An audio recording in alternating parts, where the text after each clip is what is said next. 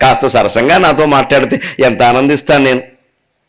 అటువంటిది ఏదో ఎవరి కోసం వచ్చానంటో, ఏదో పట్టుకెడతానంటో, నా కోసం రావా, నాతో మాట్లాడవా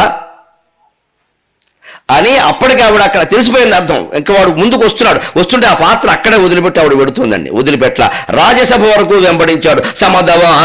సమదవారణము జంగమలత వెంబడించి జంగమలత వెనుకొని సరభసంబున బట్ట జను విధమున.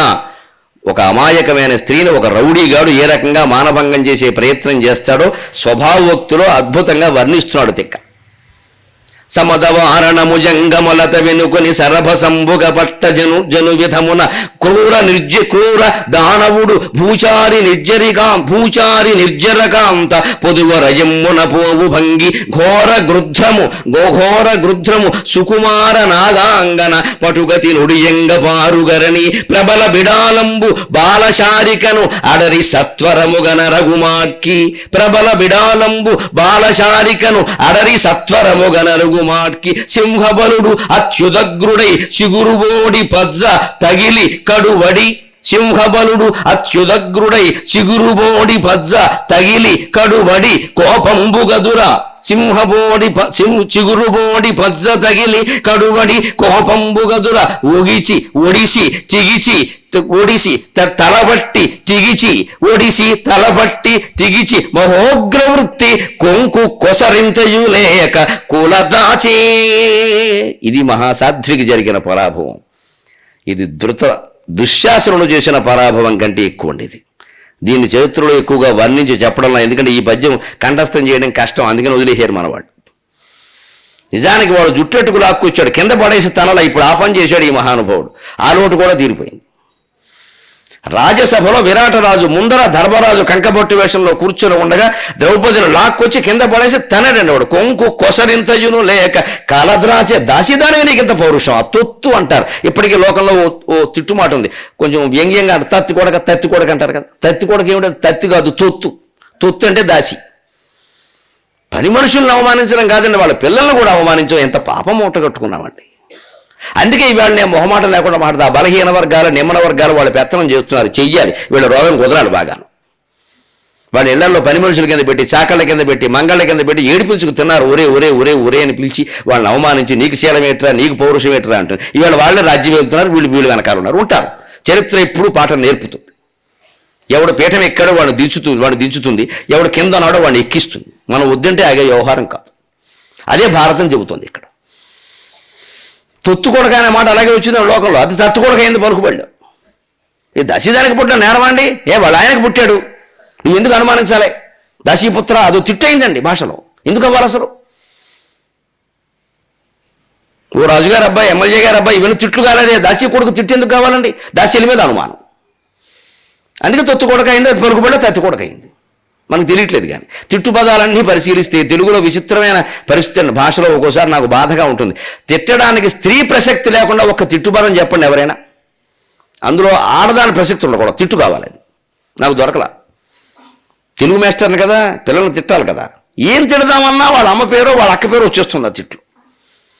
ఆడదాని ప్రసక్తి లేకుండా తిట్టు లేదండి.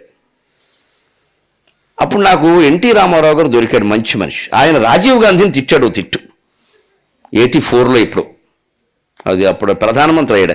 కుర్రా కొంక వానికేమో తెలుసు రాజకీయం అన్నాడు. ఆయన భాష అలాగే ఉంటుంది కదా. 85లో నాకు అప్పుడు నిజంగా ఎన్టీఆర్కి దండం పెట్టా.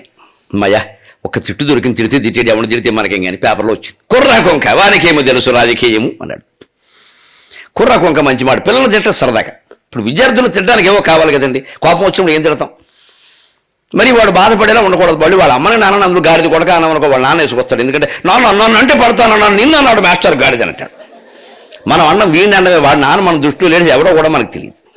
కానీ పిల్లలు అలాగే ఉంటారు. మరి గాడిది కొడక అనగానే తప్పులేదు నాన్న, మాస్టర్ తిట్టొచ్చు, నిన్న అన్నారు నాన్న, వాడు రెచ్చగొట్టేస్తాడు. ఇప్పుడు వాడు క్యాస్ట్ వాళ్ళని వేసుకొస్తాడు. అసలు మన క్యాస్ట్కి బలం తక్కువ. మా క్యాస్ట్ వాళ్ళు ఎవడు రాడు, వెనకాల ఇంకా తోసేస్తారు. అందుకే నేను భయపడే రోజుల్లో టీచింగ్ చేస్తూ ఎన్టీ రామారావు గారు నాకు అన్నం పెట్టాడు. నిజంగా కుర్ర కుంక అనగానే మంచి తిట్టు దొరికి అప్పటి నుంచి 4 రోజులు అలాగే తిట్టడం మొదలెట్టా. వాళ్ళకి పిల్లలకు కూడా దాని అర్థమేం తెలియదుగా, ఏదోలే అనుకున్నారు. నాకు గొప్ప నమ్మకం అండి మన భాష మీద, ఖచ్చితంగా దీనికి ఏదో స్త్రీ సంబంధమైన అర్థం ఉంటుంది అని నిఘంటువు తిరగేశా. కుర్ర కుంక అంటే బాల వితంతువు అని అర్థం ఉందండి.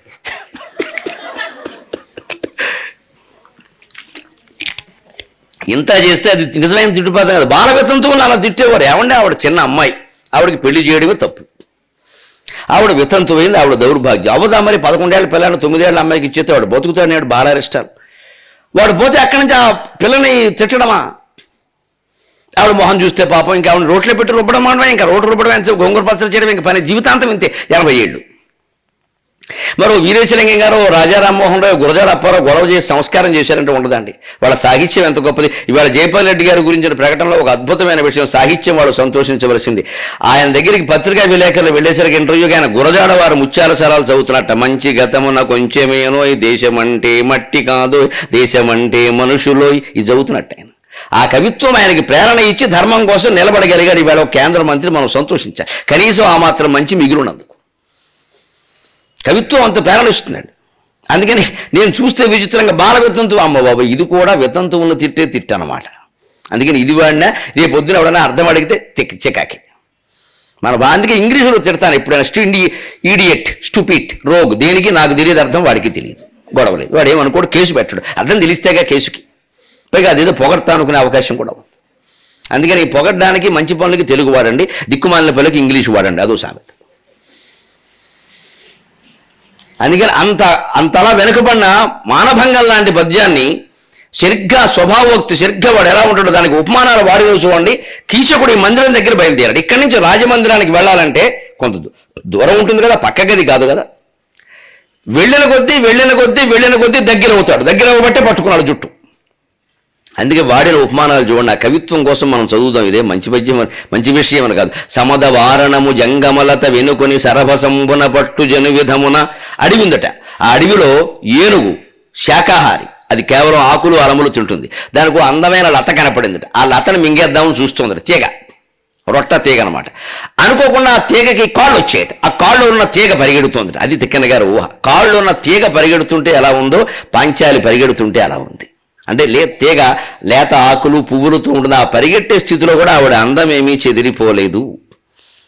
అడవిలో ఉండే ఒక తీగకి కాళ్ళు వచ్చి పరిగెడితే ఎలా ఉందో అలా ఉంది. మరి వెనకాల దగ్గర వీడు మదపుడేనుగు, దున్నపోతు కదండి, అందుకని వాడు మదపుడేనుగు అన్నాడు. మదించిన ఏనుగు తగులుకుంటే ఆ ఏనుగు ఎక్కడ తినేస్తుంది అన్న భయంతో అడవిలో ఒక చెట్టుకు చుట్టుకున్న తీగ పరిగెడుతుంటే ఎలా ఉందో అలా ఉంది ద్రౌపది. అంటే తీగ పరిగెడుతుంటే వెనకాల ఏనుగు నడవలేదు, నెమ్మదిగా వస్తుంది. ఏనుగు మందగతి. అంటే కొంచెం దూరంలో ఉంది ద్రౌపది. ఇంకొంచెం ముందుకెళ్ళాడు ఆయన. ఇంకొంచెం ముందుకెళ్ళేసరికి స్థితి ఏమిటాయా, క్రూర దానవుడు భూచారి నిర్జరకాంత పొదువ రయమ్మున పోవు భంగి. ఆకాశంలోంచి ఒక రాక్షసుడు చూశాట. భూలోకంలోకి దిగిందిట ఒక దేవకాంత. ఆ దేవకాంతను రాక్షసుడు వెంబడిస్తున్నట్ట. అప్పుడు వెంబడించడం అంటే వాడు కూడా కొంచెం దూరంలో ఉన్నాడు, కానీ ఏనుగు లతలా ఉన్నాడు. వాడు దానవుడు, పరిగెట్టగాడు. ఇంకొంచెం దగ్గరికి వచ్చాడు. అలా ఉంది పరిస్థితి. ఇంకొంచెం ముందుకెళ్ళేసరికి ఘోర గృధ్రము సుకుమార నాగాంగన పటుగతి నుడియంగ పారుగరణి. ఆకాశంలో ఒక గ్రద్ద ఎగురుతోంది, కింద ఒక సుకుమారమైన పాము పెడుతోంది. గృద్ర దృష్టి అంటారు. ఆ చూపు నిశ్చితంగా ఉంటుంది వాడిగా. ఆ గ్రద్ద ఈ పామును చూసింది, ఒక్కసారిగా టక్ మన కిందికి వాళ్తుంది, పట్టుకెళ్ళిపోతుంది. అంత దూరము పోనేలా అబ్జనాభ. గ్రద్దకున్న దృష్టే కాకి కూడా ఉంది. మనకి గ్రద్దలు కనపడవు, కానీ కాకులు సహజమే కదా. కాకి ఎంత శక్తి ఉందో గమనించడం మనకి లేదు. కాకి ఓ మైల్ దూరం పైన ఉండి నీ నెత్తి మీద ఉండే మిఠాయి అంటే పట్టుకెళ్ళిపోతుంది. నువ్వు చేతిలో స్వీట్ కొని స్వీతు త్వీతు త్వీతు అని తిరుగుతూ ఉంటావు కదా, ఇలాగా అది చూస్తూ ఇంకా నువ్వు ఇలా అనకుండానే అది పైనుంచి వచ్చి పట్టుకెళ్ళి. మాకు చిన్నప్పుడు బాగా అనుభవం. కిరాణం కొట్టుకెడితే వెళ్ళమనేవారు. వెళ్ళాక ఇంటి దగ్గర చెప్పిన సరుకులు తెస్తూ ఏమన్నా పెట్టవా అనేవాళ్ళం. నవ్వొస్తుంది గుర్తు చేసుకుంటే సరదా. ఏమన్నా పెట్టవా అనేవాళ్ళం. ఆ కోమటాయన కూడా మా మీద ప్రేమతో బెల్లమ్మ కట్టేవాడు. ఎందుకంటే మళ్ళీ ఆ కొట్టుకు రావాలిగా మేమే. వాడు ఆవాళ్ళు పెట్టకపోతే ఇంకో కొట్టుకు వెళ్ళిపోతాం. కథ కాపాడుకోవాలంటే వాడు ఉపాయం వాడిది, బిజినెస్ టెక్నిక్స్. ఏమన్నా పెట్టవా, బండి రావన్నా ఉండేవాడు మా ఊళ్ళో. బండి రావన్నా ఏమన్నా పెట్టవా అంటే ఇదోటే బేమల అబ్బాయిలు మళ్ళీ ఊరికే అని అలా అనుకుంటూనే పెట్టేవాడు పాపం. మేమేం చేసేవాళ్ళు, ఆ బెల్లం మొక్క మళ్ళీ జేబులో పెడితే జేబు అంతా పాడవుతుంది. పైగా ఇంటి దగ్గర గొడవ, ఏదో తిన్నా ఉంటాం. అడ్డమైన చోట తిన్నా, దానికో వేదం చెప్తారు అక్కడ సూక్తం, ఎందుకు వచ్చిన గొడవ అని ఇక్కడ పెట్టి ఇలాగే అనుకునేవాళ్ళం. ఈ లోపల కాకెట్టుకెళ్ళిపోయింది. మాకు అక్కడది అనుభవం. కిరాణం కొట్టు నుంచి ఇంటికి వెళ్ళేలోగా ఈ బెల్లమ్మకి ఇలా అనేలోగా కాకి ఎక్కడి నుంచి వచ్చిందో అది ఏమన్నా పెట్టవా అని మర్యాద అడగదు, ఏం అనకుండానే పట్టుకుపోయి ఇంత చేసి కష్టపడి కోమటాయన పట్టుకుని మేము తీసుకున్నది కాకేటికి వెళ్ళిపోయి